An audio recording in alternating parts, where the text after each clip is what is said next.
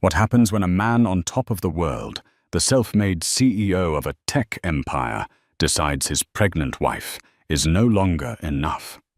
Andrew Vance thought he was trading up, leaving his loving, devoted wife, Emma, for a younger, more exciting model. He thought he was untouchable, that his company, his kingdom, was secure.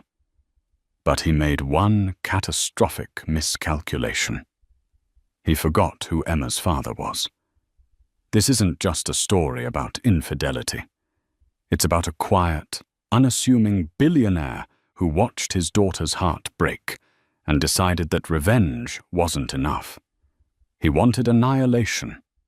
This is the story of how a titan of industry bought his son-in-law's entire company, not out of spite, but as a simple, devastating business transaction. The house on Bellevue Avenue was a monument to modern success, a sprawling glass and steel structure with panoramic views of the Seattle skyline. It was the physical manifestation of Andrew Vance's ambition. At 34, he was the charismatic founder and CEO of Innovatech Solutions, a data analytics firm that had in 6 short years become the darling of the tech world.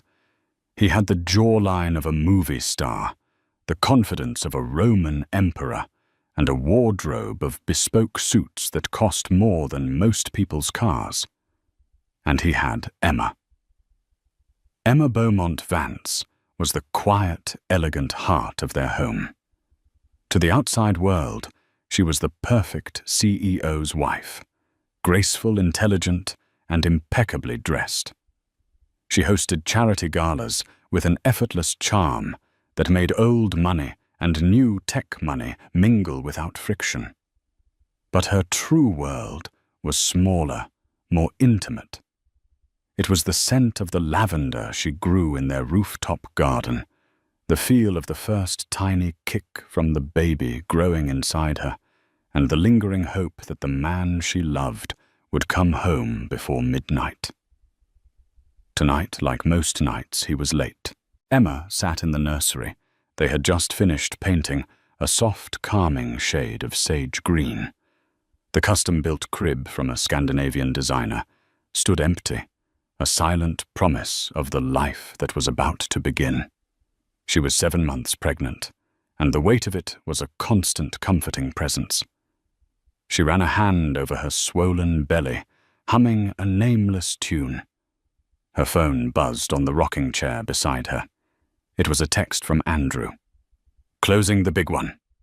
Don't wait up. E." The big one was the Serafina contract, a multi-million-dollar deal that would cement Innovatech's position as an industry leader. She should have been thrilled. Instead, a familiar chill as cold and sterile as their minimalist living room settled over her. The big one had been the excuse for the past 3 weeks. Late nights, cancelled dinners, weekend trips to meet with investors. Emma knew Andrew was driven. It was one of the things she'd fallen in love with. When they met, he was just a brilliant coder with a dream working out of a cramped garage. She was an art history graduate volunteering at a local museum. She never told him about her father for the first 6 months. She wanted to be sure he saw her not the heiress to the Beaumont Holdings empire.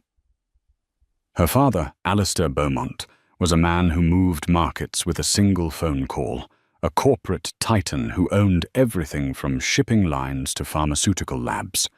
He was an old-world power, a force of nature, hidden behind a quiet, reserved demeanor. When Andrew found out, he was stunned, but it only seemed to fuel his ambition. He was determined to make it on his own, to build something that could stand, however humbly, next to the Beaumont legacy. Emma had admired that. She had believed in him using her own trust fund to provide the seed money. He needed a fact they kept between themselves. Now his ambition felt different. It felt hollow. It no longer seemed to be about building a future for them, but about building a monument to himself. She stood up, her back aching, and walked to their master bedroom. The king-sized bed felt vast and empty. She picked up the tablet on Andrew's nightstand to check the weather for the next day, a simple domestic act. But the screen was already on, left open to his personal email. Her heart hammered against her ribs. She never looked. It felt like a violation. But a single line from an open email caught her eye. The sender was Isabella Rossi Innovatek's fiercely ambitious and stunningly beautiful head of marketing. The subject line was tonight. The message was short, but it detonated a bomb in the quiet stillness of Emma's world. Can't wait to have you all to myself again. This hotel is divine. Forget the deal. You're the only thing I want to close tonight. All my love, I. Emma sank onto the edge of the bed, the cold dread spreading through her veins. It wasn't just the words. It was the casual intimacy, the suggestion of countless other nights just like this one. The late nights, the business trips, the detached way he'd touched her lately. It all clicked into place with sickening clarity. She scrolled up her hands, trembling. There were dozens of them. Emails stretching back months, pet names, inside jokes, explicit descriptions of their liaisons. They painted a picture of a passionate, all-consuming affair. In one, Andrew had written, "Emma is wonderful, of course, but she's from another world, a beautiful, safe museum. You're the real world. You're alive. A beautiful, safe museum." That's what he thought of her, the mother of his child. The sound of the front door unlocking downstairs made her gasp. She dropped the tablet back on the nightstand as if it were burning hot. She heard his footsteps on the floating staircase, confident and brisk. He was home early. Andrew appeared in the doorway, loosening his tie. He smiled, but it didn't reach his eyes. "Hey. We did it. We landed in Serafina." Emma looked at him, truly looked at him for the first time in months. She saw the handsome face, the expensive suit, the confident posture. But underneath it, she saw a stranger. A man who could build an empire of data and code, but whose heart was a bankrupt enterprise. "That's wonderful, Andrew," she said, her voice a hollow echo of its former self. He didn't notice. He was too absorbed in his own victory. "This changes everything. We're in the big leagues now." He walked over and placed a perfunctory kiss on her forehead, his hand briefly touching her stomach. "How are you? And the little guy doing?" Emma didn't flinch, but it took every ounce of her self-control. "We're fine," she said, the words tasting like ash. "We're just waiting for you to come home." The lie hung in the air between them, thick and suffocating. He had come home, but he had left his heart, his soul in a divine hotel room with a woman named Isabella. And in that moment, Emma knew her gilded cage had just become a prison. The next 2 weeks were a masterclass in denial and performance. Emma moved through her life like a ghost, haunting the set of a perfect marriage. She smiled at the right times, asked about Andrew's day, and discussed baby names, all while the words from those emails played on a torturous loop in her mind. A beautiful, safe museum. Andrew buoyed by the Serafina deal, and his secret life was oblivious. He mistook her quietness for serene pregnancy, her distance for fatigue. He was more charming than ever, a man playing the part of a loving husband, because it was the last role he had to perfect before exiting stage left. The breaking point came on a Tuesday morning. Emma was in the kitchen arranging flowers when Andrew strode in, already dressed, a packed carry-on bag in his hand. "Morning," he said, grabbing a protein bar from the pantry. "I have to fly out to Singapore. A last-minute investor summit. It's a huge opportunity." Emma stared at the bag. It was a sleek black leather hold-all she had given him for their 3rd anniversary. Singapore. When did this come up? Last night. It's all very sudden. Wheels up in 3 hours, he said, avoiding her eyes. He was a terrible liar when he wasn't prepared. His tells were subtle, a slight tightening of the jaw, a tendency to check his watch, even when he wasn't wearing one. That's a long flight for a short trip, she said, her voice dangerously calm. When will you be back Friday? Saturday at the latest, he said, his tone dismissive, as if she were questioning his work ethic. A cold certainty settled in Emma's stomach. She put down the shears she was holding. Let me see your phone, Andrew. He froze the protein bar halfway to his mouth. Why I just want to see the flight confirmation, for my own peace of mind. His face hardened. The charming CEO evaporated, replaced by a cornered animal. Don't be ridiculous, Emma. I don't have time for this. I have a plane to catch. You have a plane to catch, or she has a plane to catch. The question landed in the silent kitchen with the force of a physical blow. The color drained from Andrew's face. He knew. He knew that she knew. The charade was over. What are you talking about? He stammered, but the denial was weak, pathetic. Isabella Rossi. Emma said the name, feeling foreign and venomous on her tongue. Is she a good travel companion? Does she also enjoy the divine hotels you book for your investor summits? Andrew dropped his bag. The soft thud echoed in the cavernous room. He ran a hand through his perfectly styled hair, his composure finally shattering.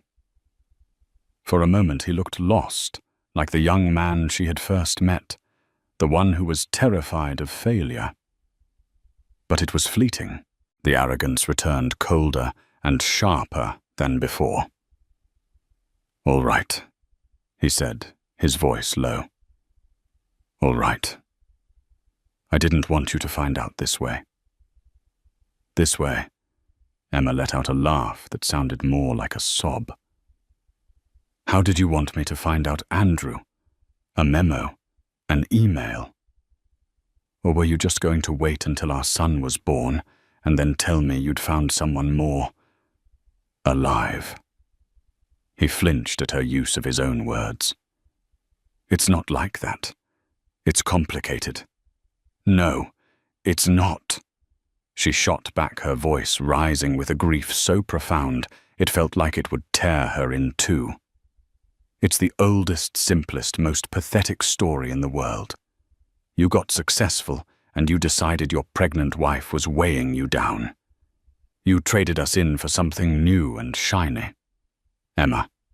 That's not fair, he protested. We've been growing apart for years. You're happy in this bubble. This quiet, perfect life. I want more, Isabella. She gets it. She gets the drive, the hunger. The hunger for what? Andrew Moore. Money. More fame. Or just the hunger for a woman who isn't carrying your child. She stepped closer, her eyes blazing with a fury she didn't know she possessed. I believed in you. I funded your dream when no one else would. I stood by you, and this is how you repay me. You humiliate me while I am carrying our son. The word funded hit its mark. His eyes narrowed. Don't you dare throw that in my face. I built Innovatech. I made it what it is. No one is disputing that, she said, her voice dropping to a whisper. But you didn't do it alone, and you seem to have forgotten that. He sighed, a long, weary sound of a man who had already made his decision. Look, this isn't working. It hasn't been for a long time. I'm in love with Isabella. I'm leaving. Just like that. The finality of it was absolute. It wasn't a plea for forgiveness or a moment of weakness. It was a statement of fact. You're leaving, Emma repeated, numb. I've already leased an apartment. My things will be moved out by the end of the week," he said, his voice now cold and clinical, as if he were discussing a business merger. "We'll have our lawyers handle the rest. I'll be fair. I'll provide for the child, of course." He was divorcing her. He was carving up their life into assets and liabilities. Their baby was just another line item in the settlement.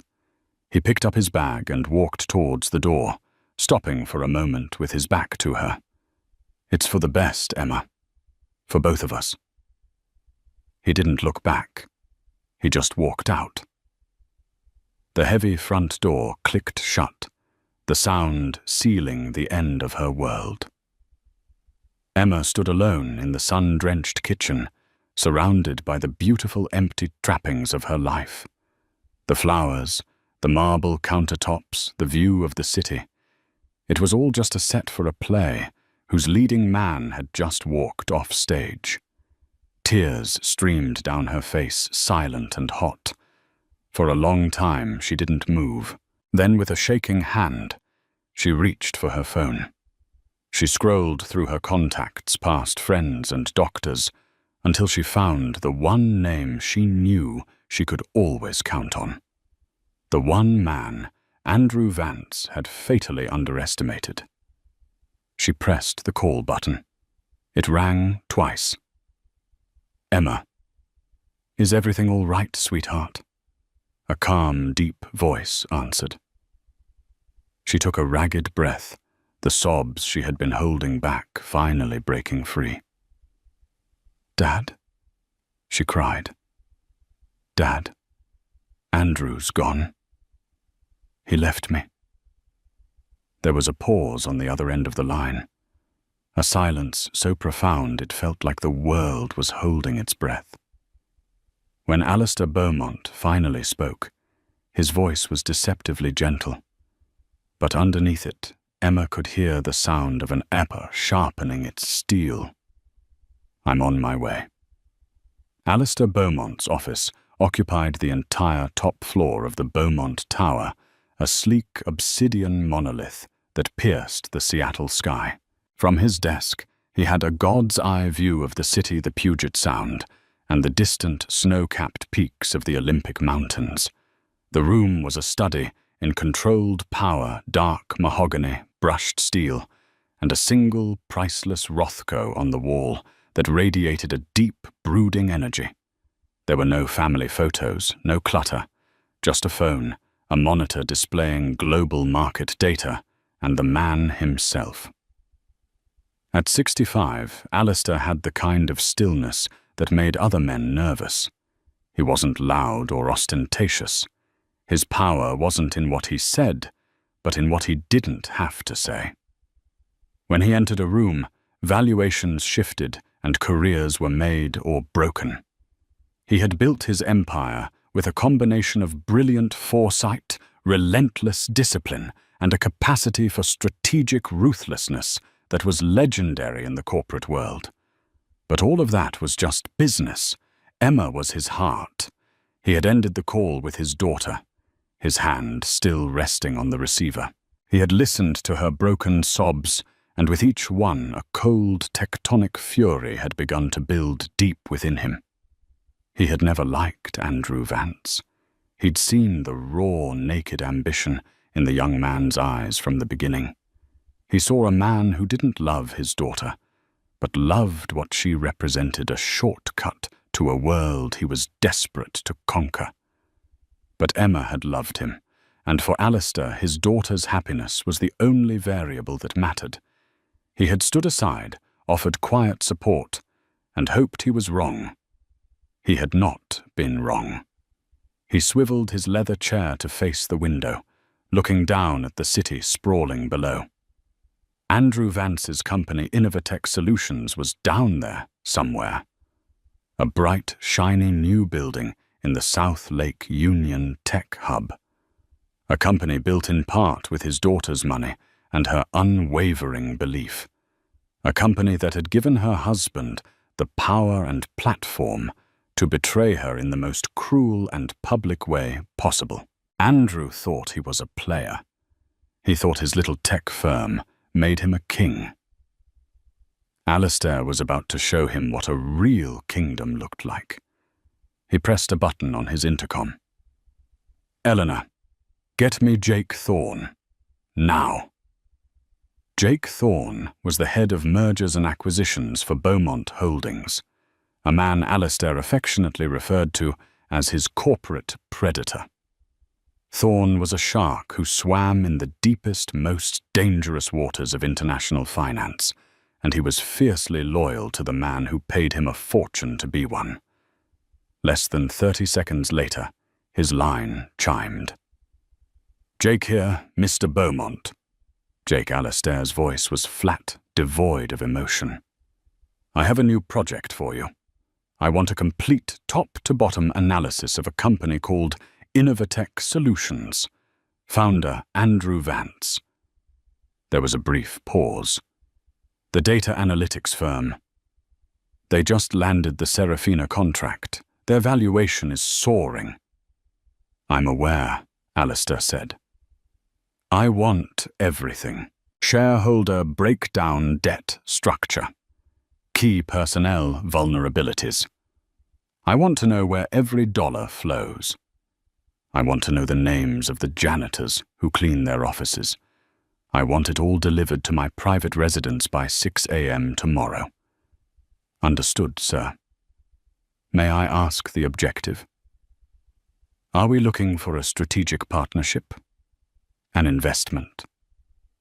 Alistair watched a ferry glide across the grey waters of the Sound. "The objective, Jake," he said slowly, letting the weight of each word sink in, "is ownership."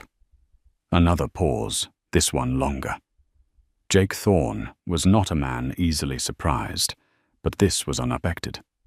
Beaumont Holdings didn't invest in overvalued tech startups.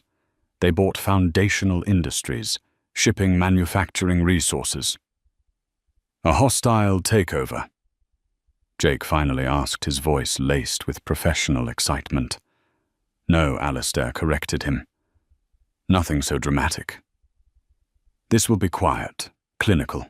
I don't want Andrew Vance to know what's happening until my name is on the deed to his front door. We will acquire his company through proxies, shell corporations, and any other means necessary. We will leverage his debt. We will court his minority shareholders. We will move like a ghost. When we are done, he will be the CEO of a company that reports directly to me." "That's ambitious, sir. Their stock is at an all-time high. Vance holds a controlling interest. Everyone has a vulnerability, Jake." "Find him." Alistair's gaze drifted to the Rothko on his wall. It was all shades of crimson and black, a storm of colour trapped on a canvas. "And Jake's spare, no expense. This is not a line item on the corporate budget. This is a personal matter." "Understood, Mr. Beaumont." Alistair hung up. He then made 2 more calls. The first was to the most feared divorce attorney in the state, instructing them to protect his daughter's interests with extreme prejudice. The second was to his personal security team to arrange for discreet surveillance on Isabella Rossi, not to harm her, but to understand her. Every predator studies its prey. His work done for the moment, he stood and walked to a small hidden bar behind a panel of mahogany. He poured a small measure of Macallan 25 into a crystal glass. He didn't drink it. He just held it, the amber liquid catching the fading light. He had spent his life building an empire to protect his family, to give his daughter a world of safety and privilege. And a little man with a cheap suit and a big ego had walked into that world and tried to burn it down. Andrew Vance thought he had started a war with Emma. He was mistaken. He had started a war with Alistair Beaumont, and it was a war he could not possibly win. While Alistair Beaumont's machine whirred into silent, deadly motion, Andrew Vance was living in a state of euphoric liberation. The initial messy confrontation with Emma was a distant memory, a necessary unpleasantness on the path to his new upgraded life. He and Isabella had moved into a stunning penthouse apartment overlooking Lake Union, a palace of glass and chrome that screamed new money. Isabella Rossi was everything Andrew thought he wanted. She was sharp, ambitious, and utterly intoxicating. Their conversations weren't about nursery colors or obstetrician appointments. They were about Series C funding rounds, market disruption, and their shared glorious future. She looked at him with an undisguised adoration that fed his ego like gasoline on a fire.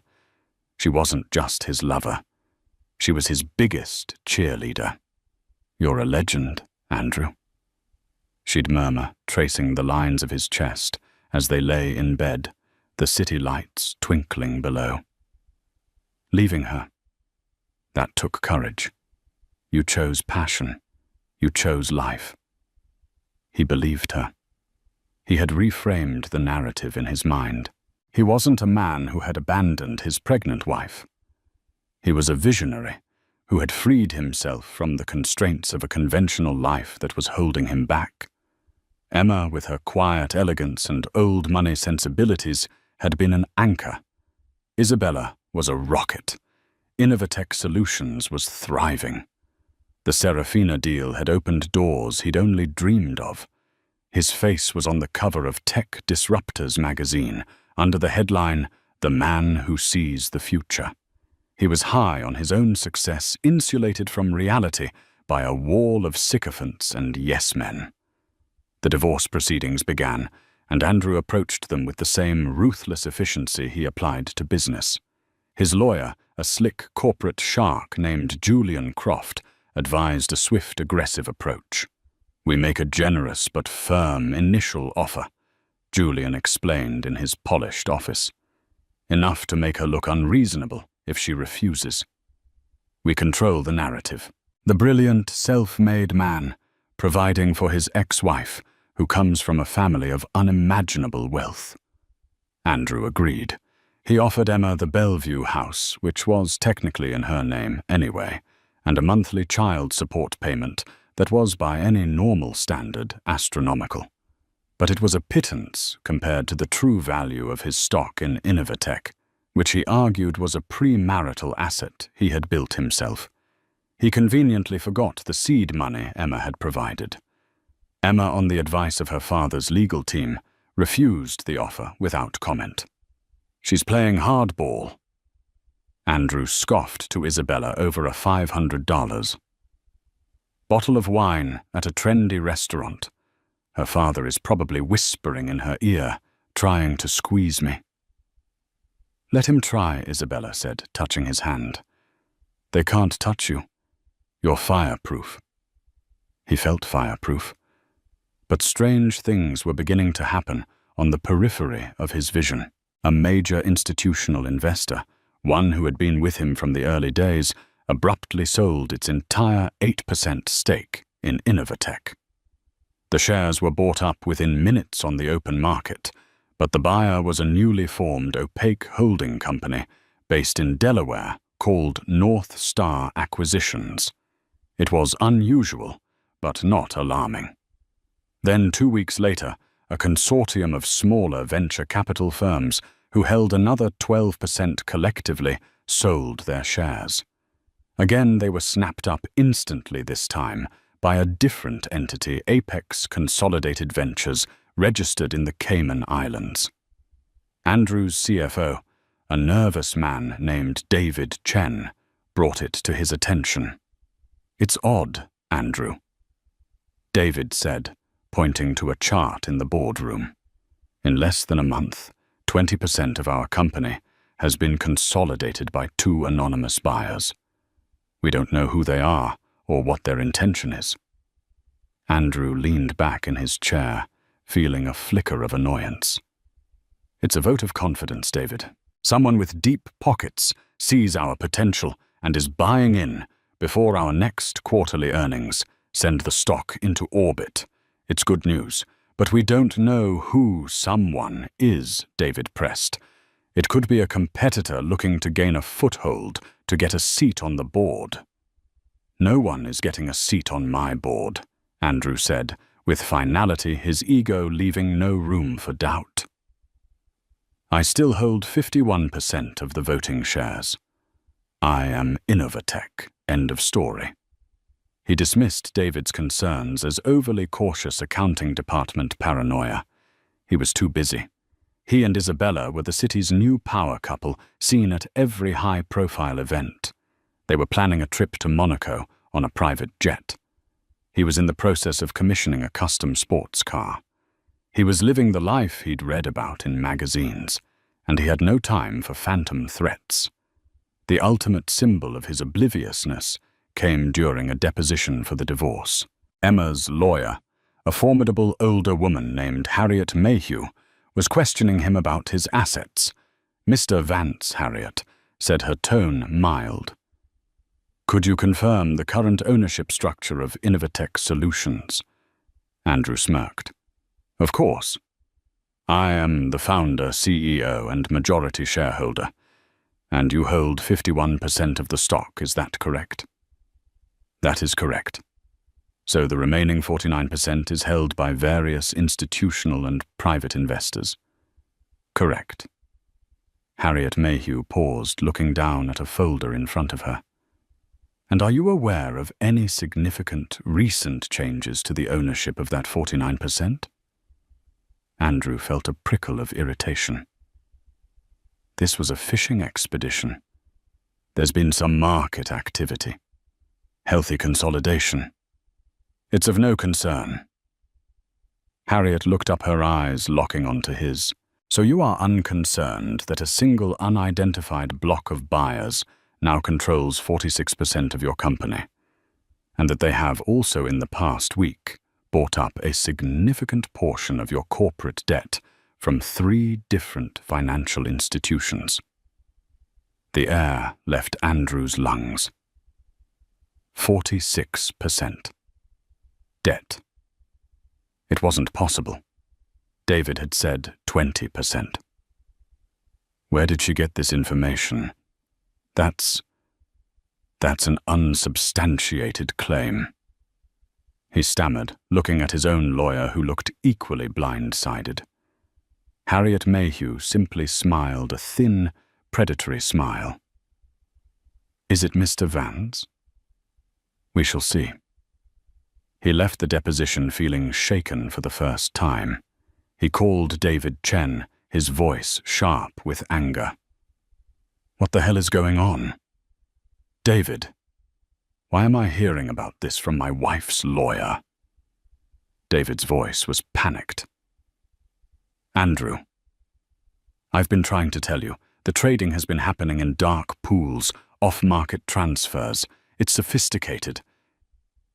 It's aggressive. It's like a corporate python, slowly wrapping itself around us. We have no idea who it is, but they're getting dangerously close to a controlling interest if they can sway even one other board member. The fool's paradise was beginning to crumble. The solid ground beneath Andrew's feet was turning to sand. For the first time, he felt a genuine flicker of fear. Someone was hunting him, and he had no idea who was holding the gun. The storm broke on a Thursday.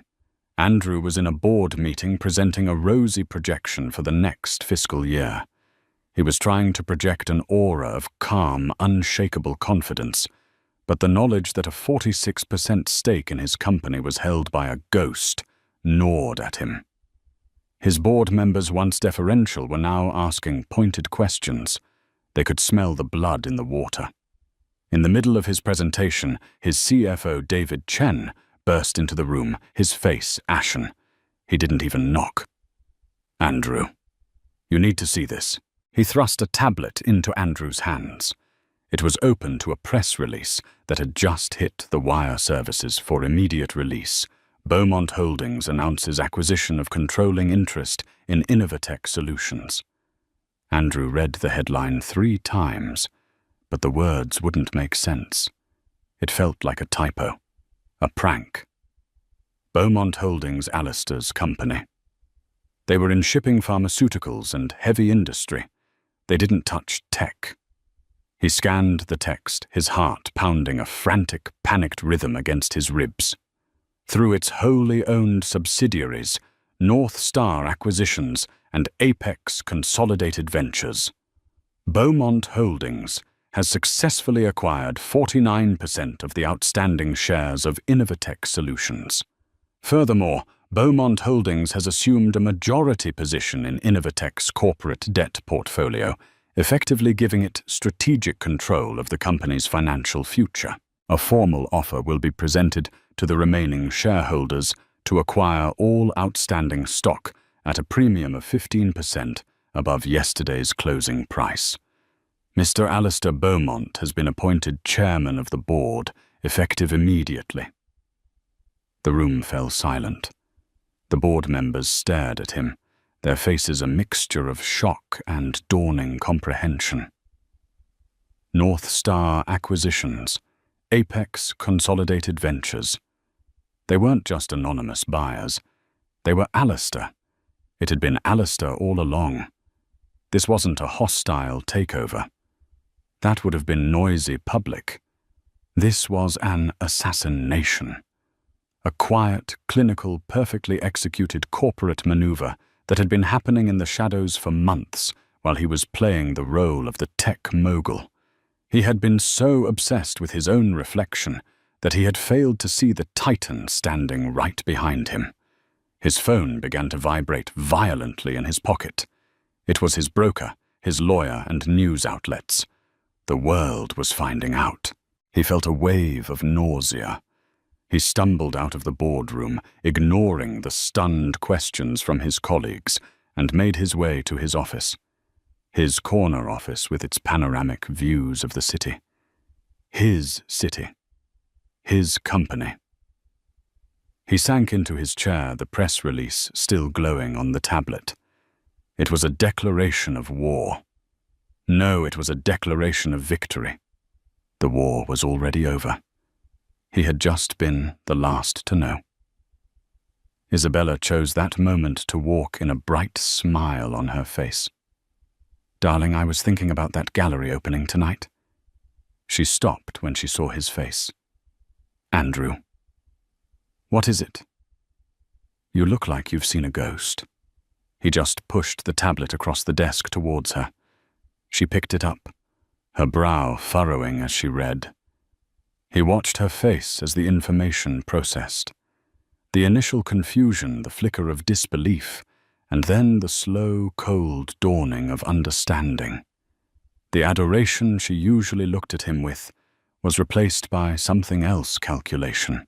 She was reevaluating her investment. "Beaumont," she whispered. "Emma's father." "Yes," Andrew croaked, his voice raw. "Emma's father." "But how? Why? Andrew let out a harsh, broken laugh. "Because I left his daughter. Because I was a fool. I thought I was divorcing Emma. I didn't realize I was taking on Alistair Beaumont. He had underestimated his enemy.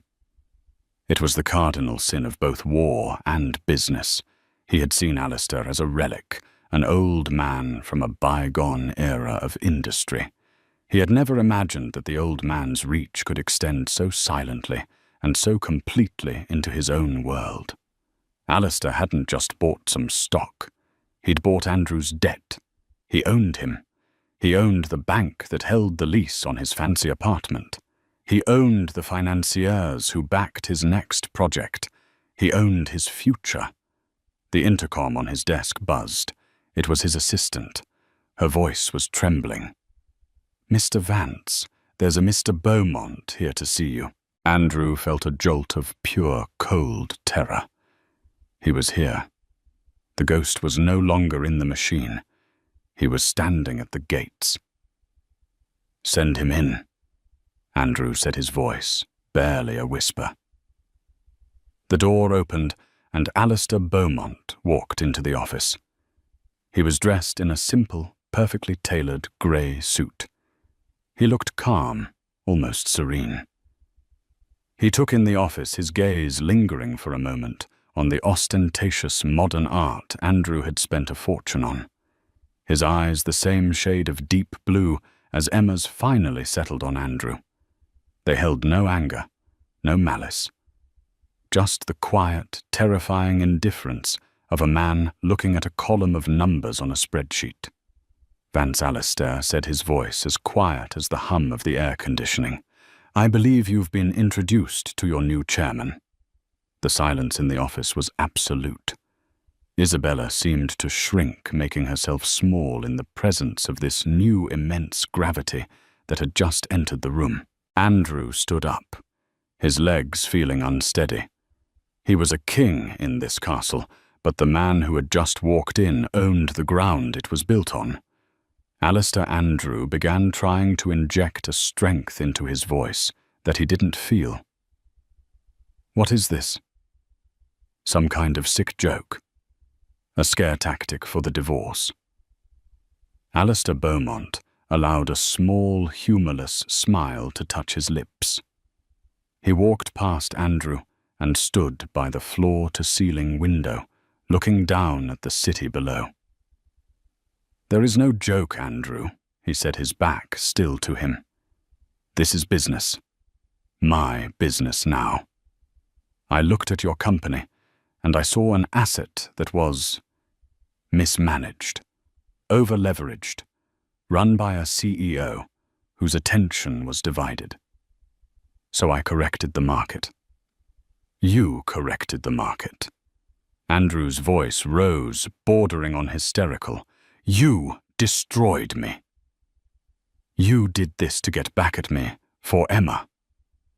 Alistair turned around, slowly, his expression unreadable. "You flatter yourself. Revenge is an emotional, messy pursuit. I don't engage in it. This was a simple value proposition. You took the most valuable asset in my life, my daughter's happiness, and you treated it with contempt. You broke it. In my world, when someone damages a valuable asset, they are made to pay for it. It's as simple as that." He gestured around the opulent office. "You built all of this to feel powerful. But power isn't a corner office or a magazine cover, son. Power is the ability to make a single phone call and rearrange a man's entire reality. You are a tenant in a world where I am the landlord." Every word was a hammer blow, systematically dismantling the last vestiges of Andrew's ego. He looked desperately towards Isabella, searching for an ally, a friendly face. But she was looking at Alistair Beaumont with a rapt attention, the kind of look she used to give Andrew. She was watching real power, and she was captivated by it. At that moment, Andrew knew he had lost her too. "So what now?" Andrew asked, his voice cracking. "You fire me. You dismantle everything I've built." "Fire you?" Alistair almost seemed amused. "No. That would be too easy. A severance package, a non-disclosure agreement, and you'd be free to go start again. No, you're not going anywhere. As of this morning, my board, has voted to restructure your role.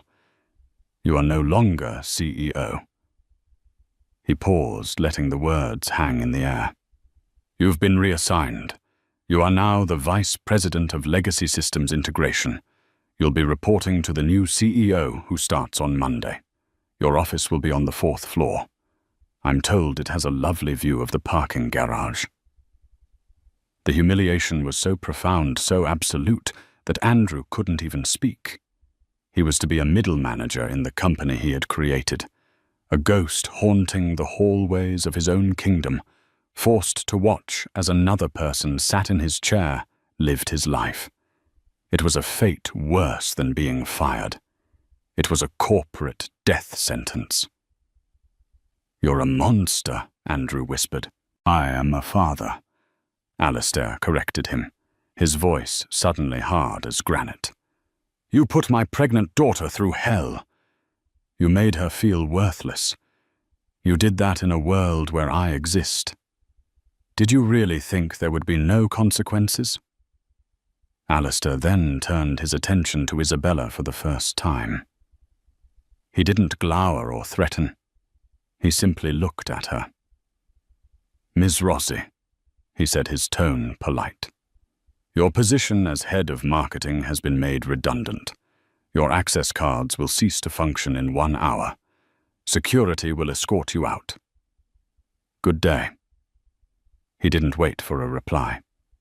He simply turned and walked out of the office, his footsteps silent on the expensive rug. He had said all he needed to say. The moment the door closed, the spell was broken. Isabella looked at Andrew, her face a mask of cold fury and disappointment. You idiot, she hissed. You absolute idiot. You picked a fight with a god, and you didn't even know it, Isabella. We can fight this. Andrew pleaded, reaching for her. She recoiled, as if his touch were poison. There is no we, Andrew. I invested in a winner. You're not a winner. You're a footnote in another man's story. She grabbed her purse from the desk. Don't call me, she said. And then she walked out of his life as easily as Alistair Beaumont had. Andrew Vance was left alone in his magnificent office, which was no longer his.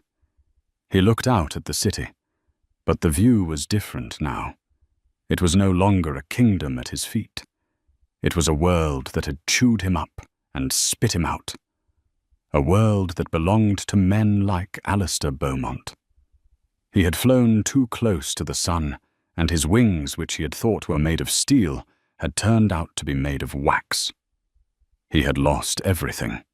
His wife, his child, his mistress, his company, his pride. All of it gone. Not in a fiery explosion, but in the quiet, rustling sound of signed papers and stock certificates changing hands. 6 months later, the autumn rains had returned to Seattle, washing the city clean. In a quiet, tree-lined neighborhood, far from the gleaming towers of downtown, a different kind of life was beginning. Emma Beaumont. She had dropped Vance from her name the day the divorce was finalized, rocked her newborn daughter in her arms. She had named her Lily Beaumont, a name that represented resilience and a new beginning. She hadn't moved back into her father's grand estate. Instead, she had bought a warm, inviting home with a large garden. It was filled not with minimalist art, but with comfortable furniture shelves, overflowing with books and the sweet, chaotic mess of a new baby. Her life was no longer about charity galas or being the perfect corporate wife. It was about Lily's feeding schedule, the scent of baby powder, and the profound, overwhelming love she felt every time she looked at her daughter's face. The fury and heartbreak of Andrew's betrayal had not vanished, but it had transformed. It was now a quiet strength, a bedrock of self-awareness she had never possessed before. She realized she had spent years living in Andrew's shadow, defining her worth by his success. His departure, as brutal as it had been, had forced her out into the sun. Her father visited often, not as the corporate titan, but as a doting grandfather. He would sit on the floor, making faces at Lily, his rumbling laughter filling the house. He never spoke of what he had done to Andrew. He didn't need to. Emma knew. She had seen the news reports about the dramatic restructuring at Innovatech, now rebranded as Beaumont Data Intelligence. One afternoon as he was leaving, he paused at the door. "Are you happy, Emma?" he asked, his eyes searching her face. "I am, Dad," she said, and she meant it. "I'm more than happy. I'm whole." He nodded, a rare, genuine smile gracing his lips. That's all that ever mattered. Emma found her own purpose, using the generous and entirely one-sided divorce settlement. Her father's lawyers had secured, along with her own inheritance, she started the Lily Foundation, a non-profit dedicated to providing financial and legal support for single mothers who had been left in vulnerable situations. Her pain had become her passion. She was no longer a resident of a beautiful, safe museum. She was the architect of a sanctuary for others. As for Andrew, his life had become a purgatory of his own making. He worked on the 4th floor of his old building in a beige cubicle. He was a cautionary tale, a ghost who walked the halls. New employees would whisper about him, the founder who had spectacularly imploded. He performed his menial tasks with a numb, robotic efficiency. He drove a modest sedan and lived in a sterile apartment in the suburbs. He saw the press release about the Lily Foundation. He saw a picture of Emma, smiling, holding their daughter. She looked more beautiful and more powerful than he had ever seen her. He saw his daughter, his own flesh and blood, a child who would carry the Beaumont name, not his. A child who would one day inherit a portion of an empire he had foolishly tried to challenge. He was forced every single day to witness the legacy he had built being expertly managed and grown by his replacement, a sharp, competent woman hand-picked by Alistair. He was forced to see the world move on without him, to understand that he had never been the indispensable man he thought he was. He was just a small, arrogant man who had made a very, very big mistake. He had left his pregnant wife for a mistress, and in doing so, he hadn't just lost his family. He had lost himself. His punishment wasn't poverty or prison. It was something far more poetic. It was the quiet, unending irrelevance of being a footnote in the story of the woman he had so carelessly thrown away. 2 years passed. In the world of tech, 2 years is an eternity. Beaumont Data Intelligence. The company formerly known as Innovatech was more successful than ever. Under its new CEO and the ironclad guidance of its chairman, Alistair Beaumont, it had expanded globally, its innovations lauded as revolutionary. The name Andrew Vance, once synonymous with its success, was now a forgotten whisper, a piece of trivia known only to company veterans and industry historians. For Andrew, time had moved differently. It hadn't marched forward. It had frozen. His life was a loop of quiet desperation. He would wake up in his sterile apartment, drive his sensible car to the 4th floor office and perform the tasks assigned to him by people who were once his terrified subordinates. He was competent enough to not get fired, but too broken to ever leave. He was a ghost in his own machine, haunting the life he'd built and lost. The fire in his belly, the ambition that had driven him to scale mountains, had been extinguished, leaving behind only the cold ash of regret. On a bright, crisp Saturday in October, driven by a masochistic impulse he didn't fully understand, he visited the Pike Place market. He and Emma used to come here on weekends, in their early, happier years, buying fresh flowers and artisanal cheese. He moved through the bustling crowds like a phantom, invisible and unnoticed. And then he saw her. She was standing near a flower stall, the one that sells enormous bouquets of sunflowers.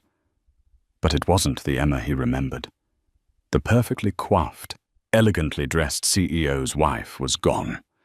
This woman wore jeans, a comfortable sweater, and her hair was tied back in a simple loose ponytail. She was laughing a genuine, unburdened sound that seemed to make the air around her sparkle, and holding her hand was a little girl, perhaps 2 years old, with a wild mane of dark curly hair and a determined look on her face as she pointed a chubby finger at a bright red balloon. It was Lily, his daughter. Andrew's breath caught in his throat. He had seen pictures, of course, in the society pages covering the Lily Foundation's charity events. But a picture was a flat, two-dimensional thing. This was real. This was his child, a living, breathing person in the world. She had his hair. From this distance, he could see she had Emma's startlingly blue eyes. He watched as Emma knelt down to speak to her, her face filled with a love so pure and powerful it was like a physical force. In that moment, watching them, Andrew felt the full crushing weight of his stupidity. The penthouse, Isabella the magazine covers. It was all a cheap, gaudy mirage compared to this one perfect, simple moment. This was the treasure he had discarded like trash. An unseen force pulled him forward. He didn't know what he would say, what he hoped to achieve. He just had to be closer. Emma. His voice was a rusty croak. She looked up, and her smile didn't vanish, but it froze. It became a polite, impenetrable mask. The warmth in her eyes was instantly replaced by a cool, distant neutrality. "Andrew," she said. Her voice was calm. There was no anger, no pain. There was nothing. It was the voice you would use for a stranger who had asked for directions. Lily, sensing the shift in her mother's demeanor, pressed closer against Emma's leg. Her blue eyes wide and curious as she looked up at the sad-faced man. I just tore you," he stammered, feeling like a fool. "I wanted to say hello." He looked down at his daughter. "And to see her. This is Lily," Emma said simply, her hand resting protectively on her daughter's head. "She's beautiful," Andrew whispered, a raw ache spreading through his chest. He crouched down slightly, trying to smile. "Hi, Lily. I'm Andrew." The little girl just stared, her thumb finding its way into her mouth. She didn't know him. Why would she? To her, he was just another face in the crowd. A stranger. Emma remained standing, a silent, unshakable guardian. Her lack of emotion was more damning than any tirade could have been. He had caused her unimaginable pain, and she had processed it, moved past it, and healed so completely that he no longer had the power to affect her at all. He was irrelevant. "I'm sorry, Emma." He said the words, feeling pitifully inadequate. "For everything. I know it's too late, but I am so sorry." She looked at him, and for the first time he saw a flicker of something in her eyes. It wasn't forgiveness. It was a pity. "I know you are, Andrew," she said softly. "I hope you find some peace. But we have to go now." She gently took Lily's hand. "Come on, sweet pea. Let's get you that balloon." She didn't look back. She walked away, guiding their daughter through the crowd, and disappeared behind a throng of tourists. Andrew remained crouched on the cobblestones for a long moment, the sounds of the market fading to a dull roar in his ears. The demotion, the loss of his company, the public humiliation he had thought that was his punishment. He was wrong. This was the punishment. Living the rest of his life knowing that he was just a stranger to his own child, knowing that he had willingly traded a lifetime of moments like the one he had just witnessed for an illusion of power and a fleeting affair. He had not only been dethroned, he had been erased. And that was a sentence from which there would be no appeal. The story of Andrew Vance is a stark and powerful reminder that the choices we make have consequences that can ripple out in unimaginable ways. He thought he was just breaking a heart, but he was actually breaking a sacred pact with a family whose power he couldn't comprehend. In the end, it wasn't just about a Tycoon father's revenge. It was about the quiet, unshakable strength of a woman who rebuilt her life from the ashes, and a father who reminded the world that the most valuable asset will always be family. This tale of karma, justice, and resilience shows that sometimes the most devastating revenge isn't a loud, angry battle, but a quiet, clinical acquisition of everything a person holds dear. If this story of poetic justice and ultimate karma resonated with you, please give this video a like and share it with someone who appreciates a story of strength and consequence. Don't forget to subscribe to our channel and hit the notification bell so you never miss another incredible real-life drama.